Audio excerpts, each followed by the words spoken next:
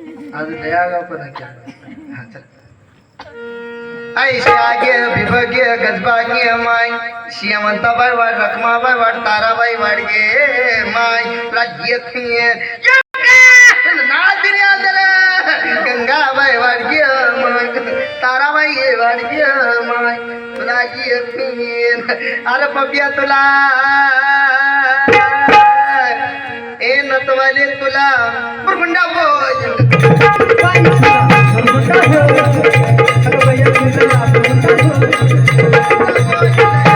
तुला तुला तुला बुरगुंडा बोल ये पप्या तुला हे नटवाले तुला ये मोबाईल वाले हिरो तुला बुरगुंडा बोल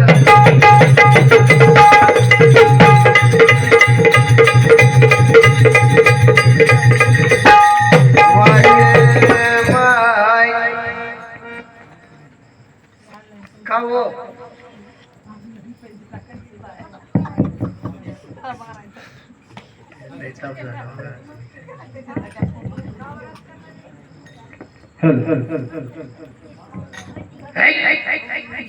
बस की काल आधी सिस्टीम चालणार तुझं काय झालं तर खाल्लं घ्या महाराज दुसरं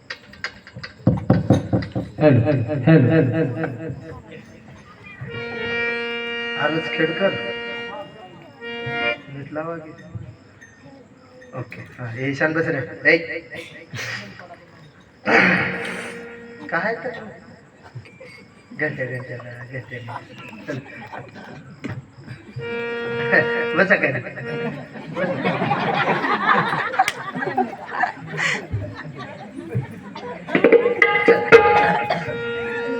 जयची आई वाडगी माय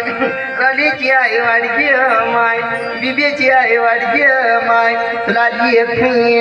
अनादिशित नवलाई झाले स्वानंद कुरकुला घेऊन शकून सांगावे आले प्रेमाचे कुंकू भारी लावले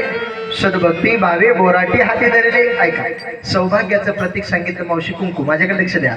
सौभाग्याचं प्रतीक सांगितलं मावशी कुंकू पण ते आता कुंकू राहिलं का हो राहिलं का मावशी कुठतरी खेडेगावात गेलं तर कुंकू पाहायला मिळतं मावशी शहरामध्ये आल्यानंतर चष्मा लावून बघावं लागतं की बोर्डाची गाडी आहे का बिगर बोर्डाची गाडी आहे सौभाग्याचं प्रतीक आहे मावशी कुंकू कुंकूवाल्या गेल्या आता टिकली वाल्या आल्या बाथरूम मधल्या भिंती साऱ्या सुवासिनी झाल्या का टिकली गेला वारशाला काट टिकली गेला भिताडाला काट टिकली गेला कुठं बाथरूमच्या पैपाला नवरा कुठं बाथरूमच्या पैपाला सौभाग्याचं प्रतीक आहे मावशी कुंकू सौभाग्याचं प्रतीक आहे कुंकवाचं महत्व विचारावं कुणाला विचारायचं सीतामैयाला विचारू ज्यावेळी सारंग्यामध्ये सीतामैया कपाळावर कुंकू लावायच्या भांगामध्ये शेंदूर लावायच्या त्या ठिकाणी हनुमंतराय उपस्थित झाले हनुमंतरायाने सीतामैयाला प्रश्न विचारला का व सीतामैया तुम्ही जे कुंकू लावता हे शेंदूर लावता या कुंकवाचं महत्व काय या शेंदुराचं महत्व काय त्यावेळी सीतामैयाने खूप गोड उत्तर दिलं ऐक हनुमंता जेवढं महिलेच्या कपाळावर कुंकू मोठं माझ्याकडे लक्ष द्या जेवढं महिलेच्या कपाळावर कुंकू मोठं तेवढंच त्याच्या मालकाचं आयुष्य मोठं ही सौभाग्याचं प्रतीक आहे म्हणून आमचे एकनाथ महाराज सांगतात अनादिशित नवलाई झाले